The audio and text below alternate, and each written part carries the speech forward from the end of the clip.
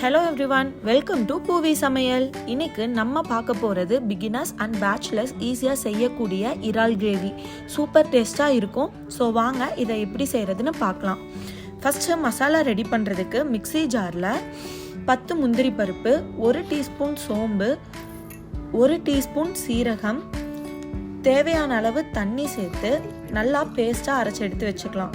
அடுத்து இறாலை நல்லா க்ளீன் பண்ணிவிட்டு மஞ்சத்தூள் சேர்த்து மிக்ஸ் பண்ணி வச்சுக்கலாம்.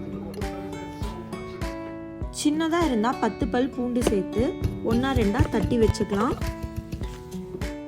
கிரேவி செய்கிறதுக்கு ஒரு கடாய் எடுத்து 3 டேபிள் ஸ்பூன் எண்ணெய் சேர்த்து எண்ணெய் காஞ்சதும் கருவேப்பிலை, தட்டி வச்ச பூண்டு, 2 பச்சை மிளகாய் சேர்த்து வணங்கினதுக்கு அப்புறம் பொடியாக நறுக்குனா ஒரு பெரிய வெங்காயம் கூடவே தேவையான அளவு உப்பு சேர்த்து வெங்காயத்தை நல்லா வணக்கிக்கணும்.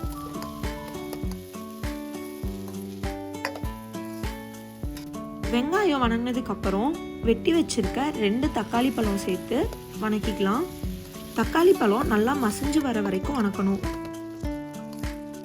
தக்காளி இந்த அளவுக்கு வெந்ததுக்கு அப்புறமா அரைச்சி வச்சிருந்த முந்திரி பருப்பு பேஸ்ட்டை சேர்த்து 5 நிமிஷம் வதக்கிக்கணும். அடிப்பிடிக்காமல் இருக்கிறதுக்கு அப்பப்போ கிளறி விட்டுக்கோங்க. 5 நிமிஷத்துக்கு அப்புறம் நம்ம சுத்தம் பண்ணி வச்சிருந்த இறாலை இதில் சேர்த்துக்கலாம். இறாலை நல்லா கலந்து விட்டு மசாலா ஆட் பண்ணிடலாம். நாம் இங்கே மஞ்சத்தூள் சேர்க்க போகிறதில்ல, ஏன்னா ஆல்ரெடி மஞ்சத்தூள் இறாலில் சேர்த்தனால. 1 டீஸ்பூன் வரமிளகாய் தூள், 1 டீஸ்பூன் மல்லித்தூள் சேர்த்து மசாலா பச்சை வாசம் போகிற அளவுக்கு வணக்கிக்கலாம்.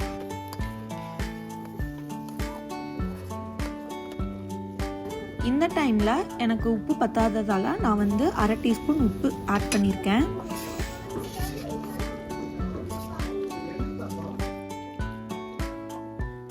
மசாலா பச்சை வாசம் போன அப்புறம் 1 கப் தண்ணி ஆட் பண்ணி கலந்து விட்டு கொதிக்க வைக்கணும்.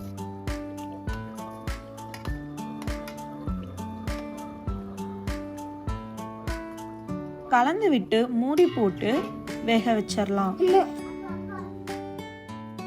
5 நிமிஷம் வேக வச்சா போதும். ப்ரான்ஸ் சீக்கிரமாக வெந்துடும். நான் இன்னைக்கு சாதத்துக்கு வச்சிருக்கனால தண்ணி சேர்த்துருக்கேன். நீங்கள் தொக்கு கன்சிஸ்டன்சிக்கு வேணும், இல்லை கெட்டியான கிரேவி வேணும்னா தண்ணி கொஞ்சம் கம்மியாக சேர்த்துக்கோங்க. இப்போ ஃபைனலாக 1/2 டீஸ்பூன் கரம் மசாலா சேர்த்து கலந்து விட்டு ஸ்டவ்வை ஆஃப் பண்ணிடலாம். கெட்டியான கிரேவி வேணும்னா ஹை ஃப்ளேமில் வச்சு கொதிக்க வச்சா கெட்டியான கிரேவியாக வந்துடும். ஃபைனலாக கொத்தமல்லி தழை தூவி இறக்கிடலாம். அவ்வளோதாங்க, சூப்பரான ப்ரான்ஸ் கிரேவி ரெடி ஆயிடுச்சு. இது சாதத்துக்கு சூப்பராக இருக்கும். பிகினர்ஸ் அண்ட் பேச்சுலர்ஸ் ப்ரிப்பேர் பண்ணுறதுக்கு பக்காவான ரெசிபி. இதே மாதிரி ரெசிபிஸ் இன்னும் பார்க்க நம்ம பூவி சேனலை மறக்காமல் சப்ஸ்கிரைப் பண்ணிக்கோங்க.